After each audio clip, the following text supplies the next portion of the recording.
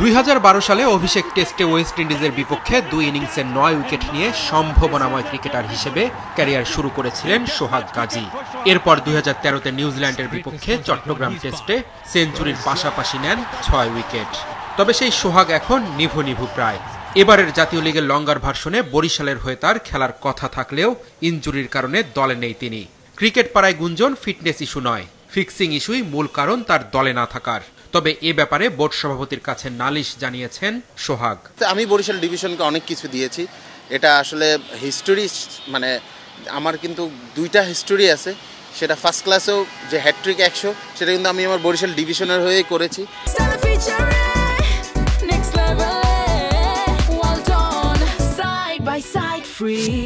যদি ফিটনেস ইস্যুই হয় তাহলে আরও তো অনেকেই আছে, তো তাদের জন্য এক নিয়ম, আমার জন্য কেন আর এক নিয়ম? চিঠির কাছে সব কিছু আছে এবং আপনি এটা সুষ্ঠু একটা বিচার করে দিবেন আমি আশা করি।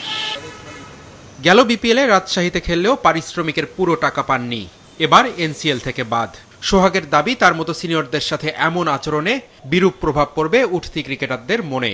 আমি পারফর্মার হয়ে যদি তার গুড বুকে যদি না থাকতে পারি তাহলে আর কে থাকবে?